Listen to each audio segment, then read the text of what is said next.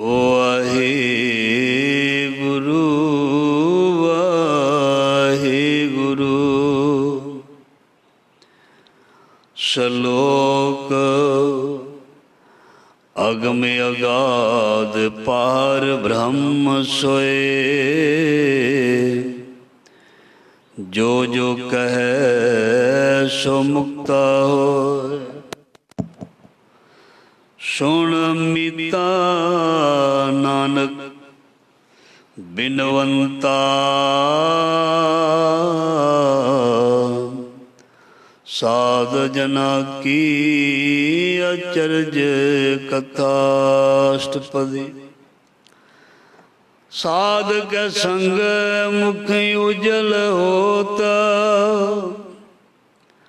ਸਾਧ ਸੰਗ ਮਲ ਸਗਲੀ ਖੋਤ। ਸਾਧ ਕੈ ਸੰਗ ਮਿਟੈ ਅਭਿਮਾਨ। ਸਾਧ ਕੈ ਸੰਗ ਪ੍ਰਗਟੈ ਸੋ ਗਿਆਨ। ਸਾਧ ਕੈ ਸੰਗ ਬੁਝੈ ਪ੍ਰਭ ਨੇਰਾ। ਸਾਧ ਸੰਗ ਸਭ ਹੋਤ ਨਵੇਰਾ। ਸਾਧ ਕੈ ਸੰਗ ਪਾਏ ਨਾਮ ਰਤਨਾ। ਸਾਧ ਕੈ ਸੰਗ ਏਕੀ ਉਪਰ ਜਤਨਾ। ਸਾਧ ਕੀ ਮਹਿਮਾ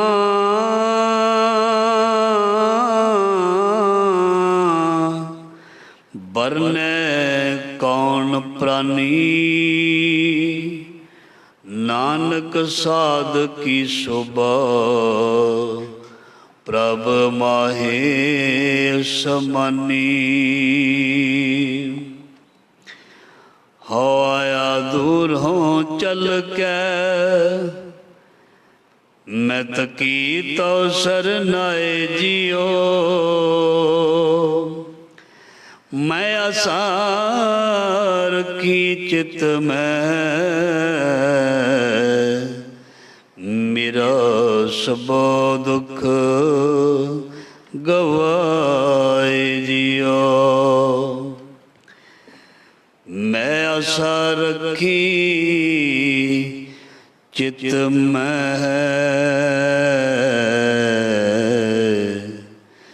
ਮੇਰਾ ਸਭੋ ਦੁਖ ਗਵਾਏ ਜਿਓ। ਜ਼ਹਰਾ ਜ਼ੂਰ ਹਾਜ਼ਰਾ ਹਜੂਰ ਸਰਵ ਕਲਾ ਭਰਪੂਰ ਸਮਰੱਥ ਗੁਰੂ। ਲੋਕ ਪਰਲੋਕ ਦੇ ਰੱਖਿਅਕ ਭਗਤ ਵਸ਼ਲ ਗਿਆਨ ਦਾ ਸਾਗਰ। ਕੁੰਭੇ ਬੱਧਾ ਜਲ ਰਹੇ ਜਲ ਬਿਨ ਕੁੰਭ ਨਾ ਹੋਏ। ਗਿਆਨ ਕਾ ਬੱਧਾ ਮਨ ਰਹੇ ਗੁਰ ਬਿਨ ਗਿਆਨ ਨਾ ਹੋਏ। ਸਾਖਸ਼ਾਤ ਰੱਬ ਦਸਾਂ ਪਾਤਸ਼ਾਹੀਆਂ ਦੀ ਜੋਤ ਭਗਤਾਂ ਗੁਰਸਿੱਖਾਂ ਦਾ ਪਿਆਰਾ ਸਰੂਪ ਸ੍ਰੀ ਗੁਰੂ ਗ੍ਰੰਥ ਸਾਹਿਬ ਜੀ ਮਹਾਰਾਜ ਸੱਚੇ ਪਾਤਸ਼ਾਹ ਜੀ ਦੀ ਪਾਵਨ ਪਵਿੱਤਰ ਗੋਦ ਦੇ ਵਿੱਚ ਗੁਰੂ ਸ਼ਬਦ ਦੇ ਨਾਲ ਜੁੜ ਬੈਠੀ ਔਰ ਜੁੜ ਰਹੀ ਸਾਧ ਸੰਗਤ ਜੀ। ਧੰਨਤਾ ਦੇ ਯੋਗ ਅਸੀਂ ਸਾਰੇ ਹੀ ਵਡਭਾਗੇ ਹਾਂ। ਗੁਰੂ ਨੇ ਮਿਹਰ ਕੀਤੀ ਹੈ, ਦਇਆ ਕੀਤੀ ਹੈ ਬਹੁਤ ਜ਼ਿਆਦੀ। ਸਾਨੂੰ ਮੁੜ ਆਪਣੇ ਚਰਨਾਂ ਦੇ ਵਿੱਚ ਜੁੜਨ ਦਾ ਬਹੁਤ ਹੀ ਸੁਭਾਗਾ ਸਮਾਂ ਬਖਸ਼ਿਆ। ਦੁਨੀਆ ਸੰਸਾਰ ਆਵਣ ਜਾਣ ਹੈ। ਆਵਣ ਜਾਣ ਇੱਕ ਖੇਲ ਬਣਾਇਆ ਆਗਿਆਕਾਰੀ ਕਿੰਨੀ ਮਾਇਆ। ਦੁਨੀਆ ਦੇ ਵਿੱਚ ਜੀਵ ਆ ਰਹੇ ਨੇ ਜਾ ਰਹੇ ਹਨ। ਪਾਣੀ ਅੱਗੇ ਜਾ ਰਿਹਾ ਪਿੱਛੋਂ ਹੋਰ ਆ ਰਹੇ ਹੈ। ਪੱਤੇ ਝੜ ਰਹੇ ਹਨ, ਪੱਤੇ ਨਵੇਂ ਆ ਰਹੇ ਹਨ। ਇਸ ਕਰਕੇ ਇਹ ਸੰਸਾਰ ਚੱਲਣਹਾਰ ਹੈ। ਸੋ ਜੋ ਵੀ ਇਸ ਸੰਸਾਰ ਦੇ ਵਿੱਚ ਆਇਆ ਹੈ ਉਹ ਜਾਣ ਤੋਂ ਪਹਿਲਾਂ ਕੁਝ ਨਾ ਕੁਝ ਇਸ ਸੰਸਾਰ ਦੇ ਵਿੱਚੋਂ ਕਮਾ ਕੇ ਲੈ ਕੇ ਜਾਵੇ, ਕਿਉਂਕਿ ਅਸੀਂ ਇੱਥੇ ਇਸ ਜੱਗ ਦੇ ਉੱਪਰ ਕੁਝ ਕਮਾਈ ਕਰਨ ਲਈ ਆਏ ਹਾਂ, ਜਿਸ ਨੂੰ ਬਾਣੀ ਵਿੱਚ ਪੰਜਵੇਂ ਪਾਤਸ਼ਾਹ ਜੀ ਨੇ ਇਉਂ ਫਰਮਾਨ ਕੀਤਾ, ਇਹਾਂ ਖਾਟ ਚਲੋ ਹਰ ਲਾਹਾ ਆਗੇ ਬਸਨ ਸੁਹੇਲਾ। ਸੋ ਇੱਥੋਂ ਇਸ ਦੇਸ਼ ਤੋਂ ਪਰਦੇਸੀ ਨੇ ਕੁਝ ਖੱਟ ਕੇ ਕੁਝ ਲੈ ਕੇ ਜਾਣਾ, ਤਾਂ ਜੋ ਜਦ ਮੁੜ ਆਪਣੇ ਦੇਸ਼ ਨੂੰ ਪਰਤੇਗਾ, ਵਾਪਸ ਜਾਏਗਾ, ਤੇ ਇਸ ਦੇ ਕੋਲ ਕੁਝ ਨਾ ਕੁਝ ਹੋਵੇ। ਇਸ ਲਈ ਜਿਸ ਦਿਨ ਸੰਸਾਰ ਤੇ ਆਏ ਸੀ ਉਸ ਦਿਨ ਸਾਡੇ ਕੋਲ ਸਵਾਸ ਸੀ, ਔਰ ਜਿਸ ਦਿਨ ਜਾਣਾ ਉਸ ਦਿਨ ਸਵਾਸ ਮੁੱਕੇ ਹੋਣੇ ਹਨ। ਸੋ ਮਿਲੇ ਹੋਏ ਸਵਾਸਾਂ ਦੇ ਨਾਲ ਕੀ ਇਕੱਠਾ ਕੀਤਾ ਜਾਂ ਕਰਨਾ ਚਾਹੀਦਾ, ਇਹ ਸਾਨੂੰ ਸਾਡੇ ਸਤਿਗੁਰਾਂ ਦੀ ਬਾਣੀ ਦੱਸਦੀ ਹੈ। ਰੋਜ਼ ਸਾਨੂੰ ਆਪਣੇ ਬਹੁਤ ਹੀ ਕੀਮਤੀ ਸਵਾਸਾਂ ਦੇ ਨਾਲ ਕਿਹੜੀ ਕੀਮਤੀ ਵਸਤੂ ਚੀਜ਼ ਇਕੱਠੀ ਕਰਨੀ ਚਾਹੀਦੀ ਹੈ। ਰੋਜ਼ ਬਹੁਤ ਹੀ ਚੜ੍ਹਦੀ ਕਲਾ ਦੇ ਵਿੱਚ ਅਸੀਂ ਸਰਵਣ ਕਰਦੇ। ਸੋ ਇਸ ਲਈ ਜੀਵਨ ਜਿਉਣਾ ਇਹ ਕਿਸ ਨੂੰ ਕਹਿੰਦੇ ਨੇ, ਇਹ ਸਾਡੇ ਸਤਿਗੁਰੂ ਜੀ ਦੱਸਦੇ ਹਨ। ਜੀਵਨ ਸਫਲ ਬਣਾਉਣਾ ਕਿਸ ਨੂੰ ਕਹਿੰਦੇ ਹਨ, ਇਹ ਸਤਿਗੁਰੂ ਜੀ ਸਾਨੂੰ ਦ੍ਰਿੜ ਕਰਵਾਉਂਦੇ ਹਨ।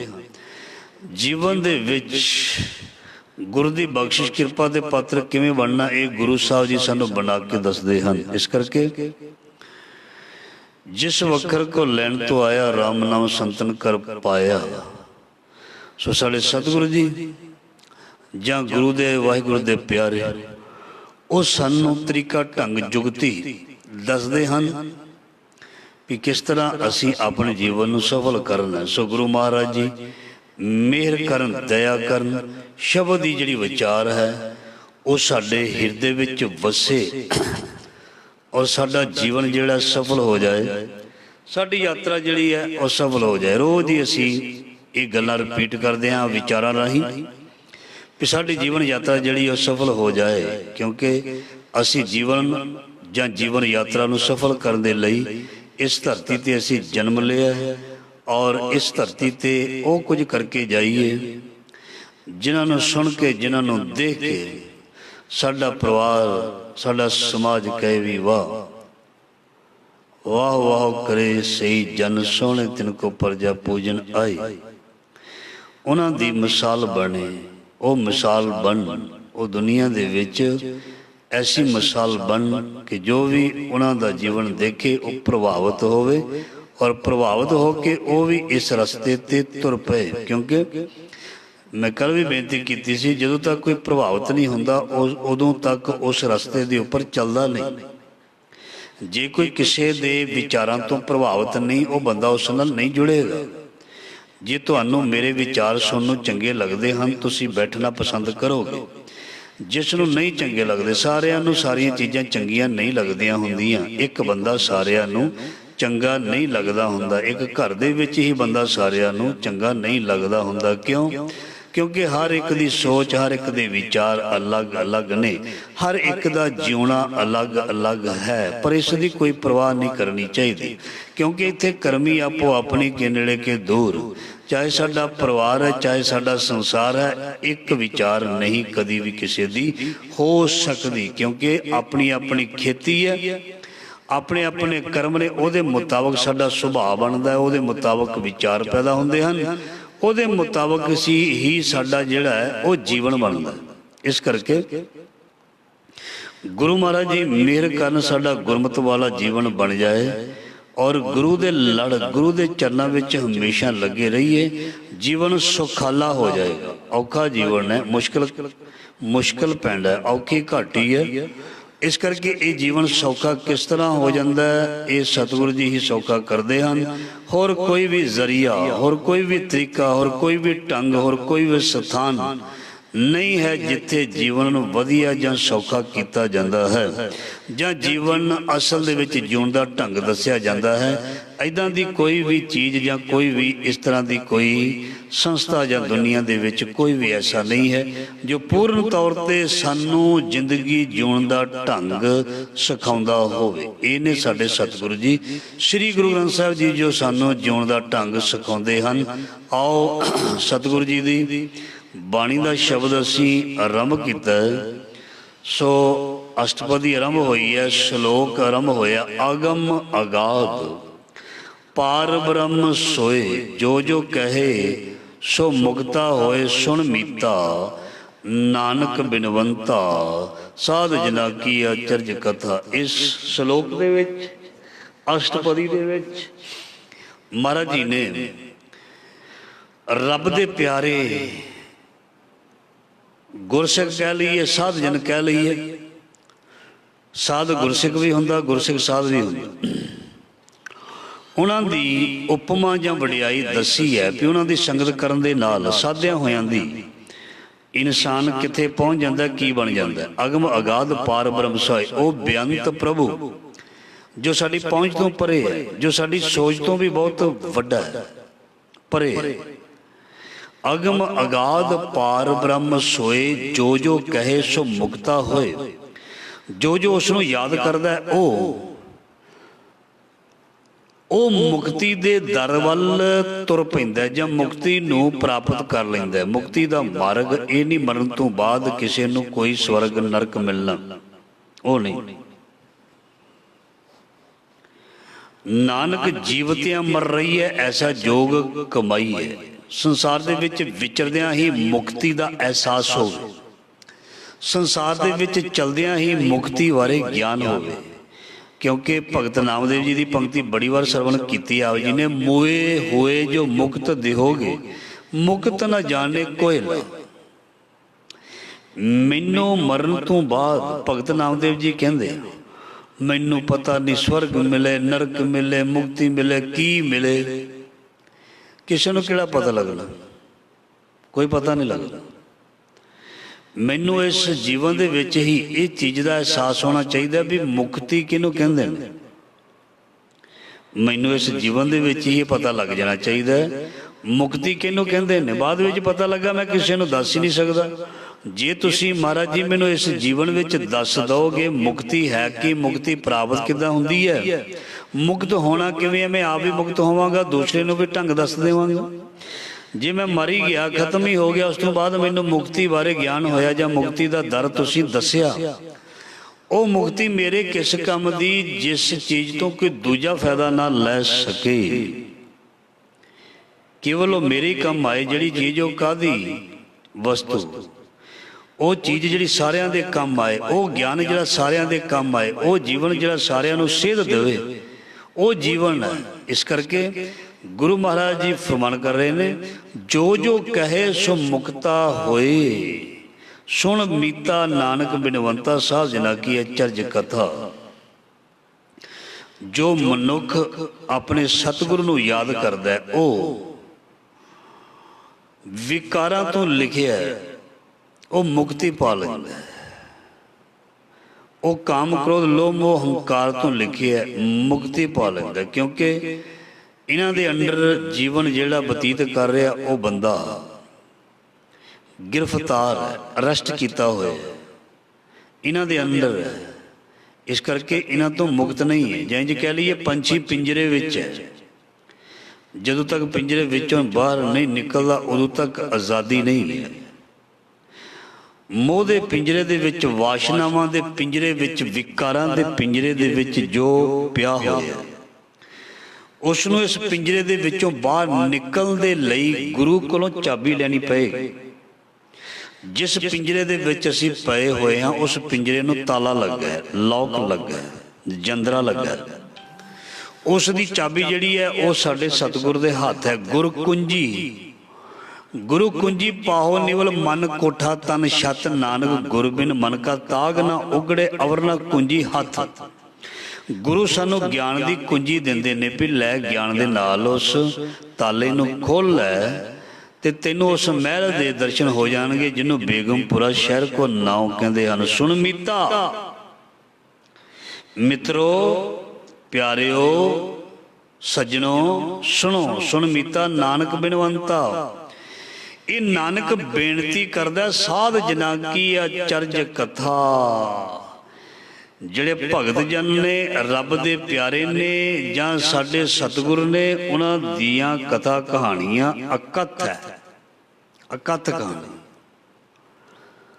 ਸੁਣ ਮੀਤਾ ਨਾਨਕ ਬਿਨਵੰਤਾ ਸਾਧ ਜਨਾ ਕੀ ਅਚਰਜ ਕਥਾ। ਅਸ਼ਟਪਦੀ ਸਾਧ ਕੈ ਸੰਗ ਮੁਖ ਉਜਲ ਹੋ। ਸੋ ਆਓ ਸਭ ਤੋਂ ਪਹਿਲਾਂ ਅਸੀਂ ਸਾਧ ਲਫ਼ਜ਼ ਬਾਰੇ ਥੋੜ੍ਹਾ ਜਾਣ ਲੈਂਦੇ ਹਾਂ ਤਾਂ ਜੋ ਸਾਨੂੰ ਅੱਗਿਓਂ ਵਿਚਾਰ ਸਮਝਣਾ ਸੌਖਾ ਹੋਏਗਾ। ਇਸ ਅਸ਼ਟਪਦੀ ਵਿੱਚ ਹਰ ਪੰਕਤੀ ਦੇ ਵਿੱਚ ਸਾਧ ਲਫ਼ਜ਼ ਆਉਂਦਾ ਹੈ। ਸਾਧ ਦਾ ਮਤਲਬ ਸਾਧਨ, ਸਾਧਿਆ ਹੋਇਆ, ਜਿਹਦੇ ਕਰਮ ਬਹੁਤ ਸਾਫ਼ ਹੋਣ, ਸੁੱਚੇ ਹੋਣ। ਸਾਧ ਨਾਮ ਤਾਕੇ ਨਿਰਮਲ ਕਰਮ। ਜਿਨ੍ਹਾਂ ਦੇ ਕਰਮ ਨਿਰਮਲ ਨੇ, ਜਿਨ੍ਹਾਂ ਦੇ ਕਰਮ ਸੱਚੇ ਸੁੱਚੇ ਨੇ, ਸਾਧ ਨਾਮ ਨਿਰਮਲ ਤਾਕੇ ਕਰਮ, ਉਸ ਨੂੰ ਸਾਧ ਕਹਿੰਦੇ ਨੇ ਜਿਸ ਨੇ ਆਪਣੇ ਆਪ ਨੂੰ ਸਾਧਿਆ ਹੋਵੇ। ਜਾਂ ਇੰਝ ਵੀ ਕਹਿ ਸਕਦੇ ਹਾਂ ਠੇਠ ਪੰਜਾਬੀ ਦੇ ਵਿੱਚ, ਜਿਸ ਨੇ ਆਪਣੇ ਆਪ ਨੂੰ ਸੁਧਾਰਿਆ ਹੋਵੇ। ਜਿਹੜਾ ਸੁਧਰਿਆ ਨਹੀਂ, ਜਿਸ ਨੇ ਆਪਣੇ ਆਪ ਨੂੰ ਸਾਧਿਆ ਹੀ ਨਹੀਂ, ਜਿਸ ਨੇ ਆਪਣੇ ਆਪ ਨੂੰ ਸੰਵਾਰਿਆ ਹੀ ਨਹੀਂ ਅੰਦਰੋਂ, ਉਸ ਨੂੰ ਸਾਧਿਆ ਨਹੀਂ ਕਹਿੰਦੇ, ਜਿਸ ਨੇ ਸਵਾਰ ਲਿਆ। ਸਾਧੋ ਮਨ ਕਾ ਮਾਨ ਤਿਆਗੋ, ਕਾਮ ਕ੍ਰੋਧ ਸੰਗਤ ਦੁਰਜਨ ਕੀ, ਤਾਤੇ ਐਨਸ ਭਾਗੋ। ਮੈਂ ਅੱਗੇ ਵੀ ਬੇਨਤੀ ਕੀਤੀ ਹੈ ਭਈ ਸਾਧ ਕਿਸੇ ਪਹਿਰਾਵੇ ਵਾਲੇ ਨੂੰ ਨਹੀਂ ਕਹਿੰਦੇ, ਕੋਈ ਖਾਸ ਪਹਿਰਾਵੇ ਪਾਉਣ ਵਾਲੇ ਨੂੰ ਸਾਧ ਨਹੀਂ ਕਹਿੰਦੇ। ਪਹਿਰਾਵਾ ਬਹੁਤ ਜ਼ਰੂਰੀ ਹੈ। ਗੁਰਸਿੱਖ ਦੇ ਆਪਣੇ ਸਰੀਰ ਦੇ ਉੱਪਰ ਜੋ ਚਿੰਨ੍ਹ ਬਖਸ਼ੇ ਨੇ, ਜੋ 5 ਕਕਾਰ ਬਖਸ਼ੇ ਨੇ, ਉਹਨਾਂ ਦਾ ਹੋਣਾ ਜ਼ਰੂਰੀ ਹੈ। ਚਾਹੇ ਕਿਸੇ ਵੀ ਧਰਮ ਦਾ ਮਨੁੱਖ ਧਾਰਮਿਕ ਹੈ, ਉਸ ਨੂੰ ਆਪਣੇ ਧਰਮ ਦੇ ਚਿੰਨ੍ਹਾਂ ਉੱਪਰ ਮਾਣ ਕਰਨਾ ਚਾਹੀਦਾ, ਉਹ ਹੋਣੇ ਚਾਹੀਦੇ। ਪਰ ਜੇ ਕੇਵਲ ਕਹਿ ਲਈਏ ਵੀ ਗਲ ਦੇ ਵਿੱਚ, ਬਾਂਹ ਦੇ ਵਿੱਚ ਕੋਈ ਮਾਲਾ ਪਾ ਕੇ ਲਟਕਾ ਕੇ ਕੋਈ ਸਾਧ ਬਣ ਜਾਂਦਾ, ਜਾਂ ਆਪਣੇ ਮੱਥੇ ਤੇ ਕੋਈ ਤਿਲਕ ਲਾ ਕੇ ਕੋਈ ਸਾਧ ਬਣ ਜਾਂਦਾ, ਕੋਈ ਨੀਲੇ ਕਾਲੇ ਗੇਰੂਏ ਰੰਗ ਦੇ ਚਿੱਟੇ ਕੱਪੜੇ ਪਾ ਕੇ ਕੋਈ ਸਾਧ ਬਣ ਜਾਂਦਾ, ਤੇ ਇਹ ਗੱਲ ਗੁਰਬਾਣੀ ਨਹੀਂ ਮੰਨਦੀ। ਇਹ ਚੀਜ਼ ਗੁਰਬਾਣੀ ਬਿਲਕੁਲ ਨਹੀਂ ਮੰਨਦੀ। ਜਿਸ ਨੇ ਆਪਣੇ ਆਪ ਨੂੰ ਸਾਧਿਆ ਹੋਏਗਾ, ਆਪਣੇ ਵਿਚਾਰਾਂ ਨੂੰ ਸੁੰਦਰ ਬਣਾਇਆ ਹੋਏਗਾ, ਆਪਣੀ ਸੋਚ ਨੂੰ ਚੰਗੀ ਬਣਾਇਆ ਹੋਏਗਾ, ਜਿਸ ਨੇ ਆਪਣੀ ਕਹਿਣੀ ਬਹਿਣੀ ਰਹਿਣੀ ਸਹਿਣੀ ਨੂੰ ਬਹੁਤ ਵਧੀਆ ਬਣਾਇਆ ਹੋਏਗਾ, ਜਿੰਜ ਕਹਿ ਲਈਏ ਜਿਸ ਦਾ ਗੁਰਮਤਿ ਵਾਲਾ ਜੀਵਨ ਹੋਏਗਾ, ਉਹ ਕੋਈ ਵੀ ਹੋਵੇ, ਉਹ ਕਿਸੇ ਵੀ ਡਰੈਸ ਦੇ ਵਿੱਚ ਹੋਵੇ, ਉਹ ਕਿਸੇ ਵੀ ਵਸਤਰ ਕੱਪੜਿਆਂ ਦੇ ਵਿੱਚ ਹੋਵੇ, ਉਹ ਕਿਸੇ ਵੀ ਜਾਤ ਦਾ ਹੋਵੇ। ਸਾਧ ਕੇਵਲ ਸਿੱਖਾਂ ਨੂੰ ਨਹੀਂ ਕਿਹਾ। ਗੁਰਸਿੱਖ ਕੇਵਲ ਸਿੱਖਾਂ ਦੇ ਘਰ ਜਨਮ ਲੈਣ ਵਾਲੇ ਨੂੰ ਨਹੀਂ ਕਿਹਾ। ਜੇ ਕੋਈ ਮੁਸਲਮਾਨ ਧਰਮ ਦੇ ਵਿੱਚ ਹੈ, ਬਾਬੇ ਫਰੀਦ ਵਰਗਾ, ਜੇ ਆਪਣੇ ਪੀਰ ਤੋਂ ਸਿੱਖਿਆ ਲੈਂਦਾ ਤੇ ਉਹ ਗੁਰਸਿੱਖ ਹੈ। ਮਤਲਬ ਗੁਰੂ ਦੀ ਸਿੱਖਿਆ ਨੂੰ ਪ੍ਰਾਪਤ ਕਰਨ ਵਾਲਾ, ਗੁਰੂ ਦੀ ਸਿੱਖਿਆ ਨੂੰ ਮੰਨਣ ਵਾਲਾ, ਉਸ ਤੇ ਚੱਲਣ ਵਾਲਾ ਗੁਰਸਿੱਖ ਹੈ। ਉਹ ਕੋਈ ਵੀ ਹੋ ਸਕਦਾ ਹੈ, ਉਹ ਕੋਈ ਵੀ ਹੋ ਸਕਦਾ ਹੈ। ਜੋ ਗੁਰੂ ਦੀ ਸਿੱਖਿਆ ਤੇ ਚੱਲਦਾ ਹੈ ਉਹ ਗੁਰਸਿੱਖ ਹੈ। ਜਿਸ ਨੇ ਕੋਈ ਡਰੈਸ ਪਾਇਆ ਹੋਵੇ, ਜਿਹਨੂੰ ਲੋਕ ਧਰਮੀ ਕਹਿੰਦੇ ਹੋਣ ਵੀ ਇਹ ਧਾਰਮਿਕ ਬੰਦਾ, ਕੱਪੜਿਆਂ ਤੋਂ, ਲਿਬਾਸ ਤੋਂ, ਪਰ ਗੁਰੂ ਦੇ ਹੁਕਮ ਨੂੰ ਉਹ ਮੰਨਦਾ ਨਾ ਹੋਵੇ, ਉਹਦੇ ਕਰਮ ਨਿਰਮਲ ਨਾ ਹੋਣ, ਉਸ ਦਾ ਪ੍ਰੈਕਟੀਕਲ ਜੀਵਨ ਸੱਚ ਮੁਤਾਬਕ ਨਾ ਹੋਵੇ,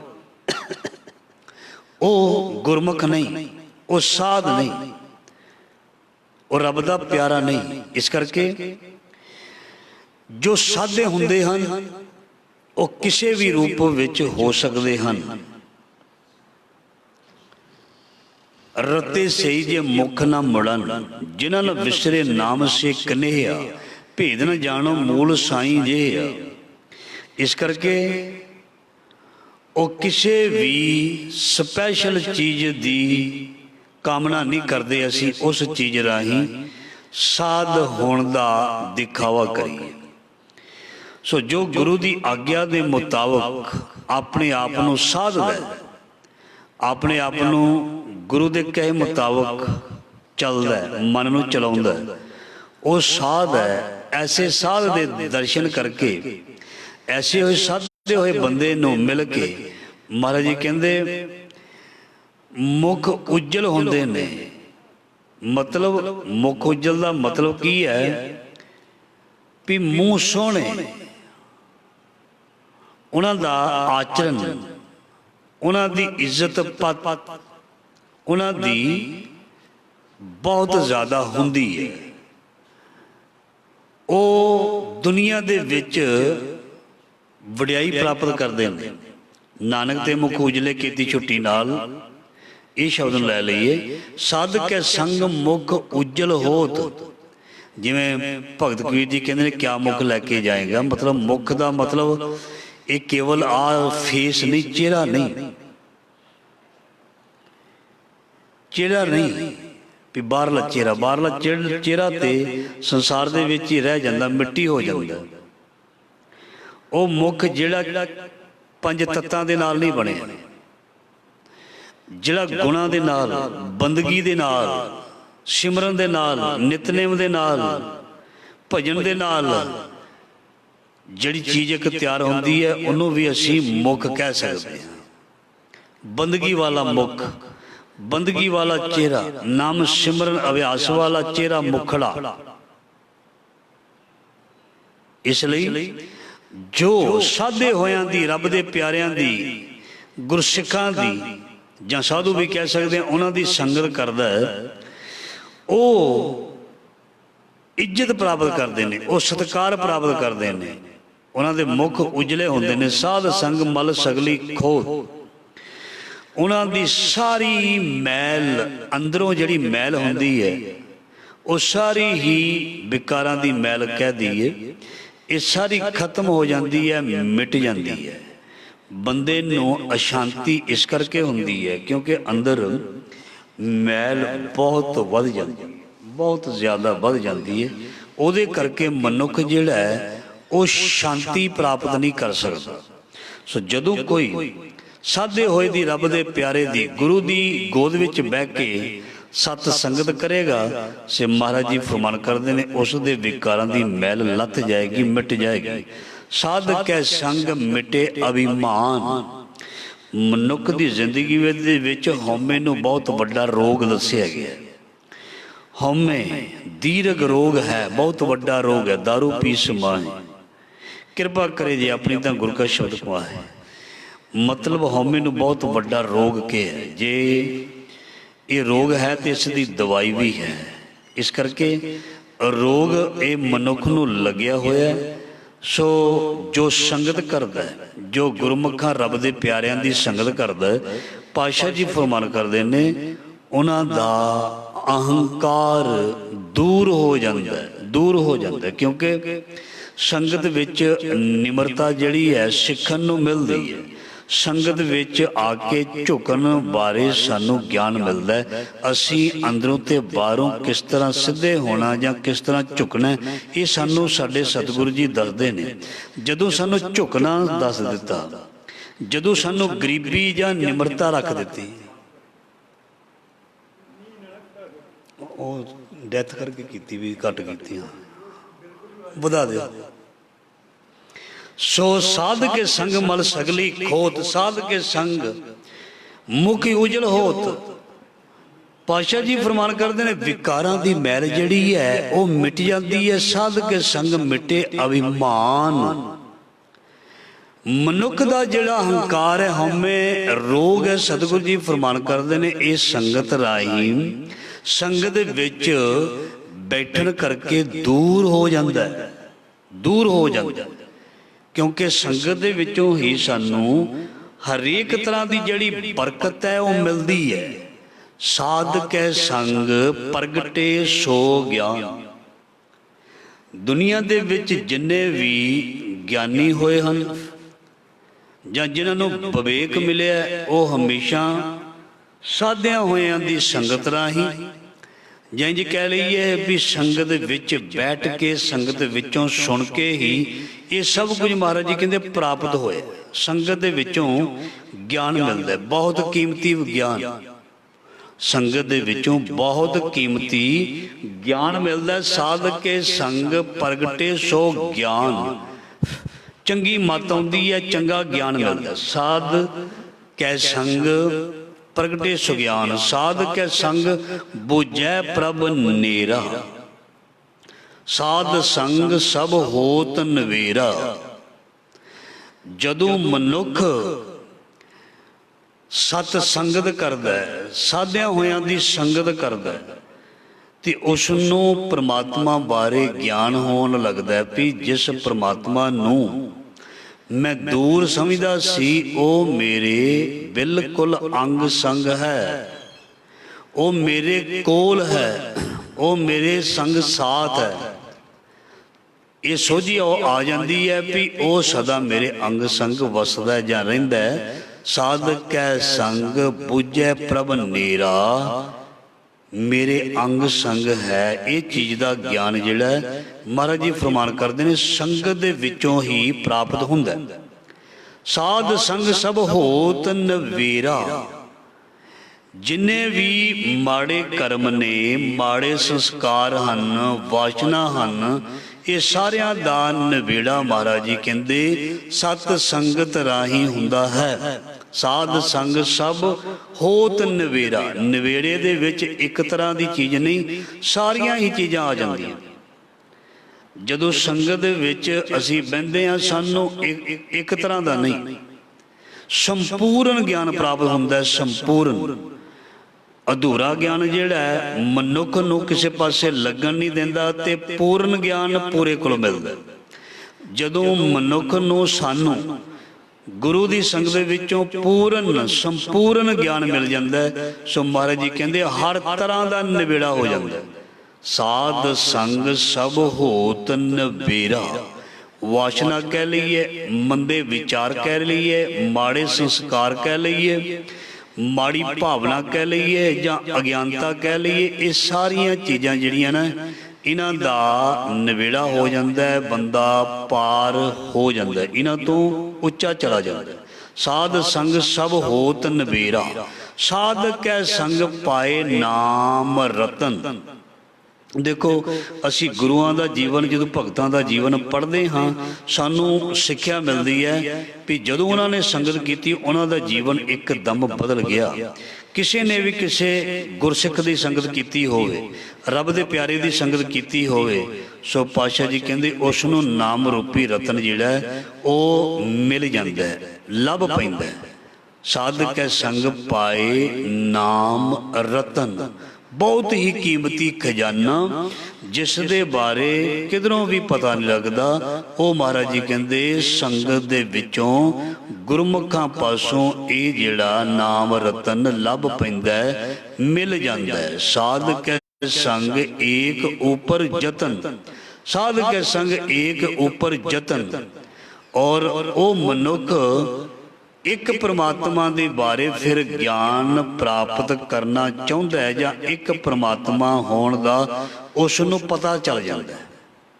ਸਾਧ ਕੈ ਸੰਗ ਏਕ ਉਪਰ ਜਤਨ। ਕੇਵਲ ਉਹ ਇੱਕ ਪ੍ਰਭੂ ਨੂੰ ਮਿਲਣ ਦਾ ਯਤਨ ਕਰਦਾ, ਉਧਰ ਹੀ ਧਿਆਨ ਲਗਾਉਂਦਾ, ਹੋਰ ਕਿਸੇ ਪਾਸੇ ਨਹੀਂ ਜਾਂਦਾ। ਸਾਧ ਕੀ ਮਹਿਮਾ ਵਰਨੇ ਕੌਣ ਪ੍ਰਾਨੀ।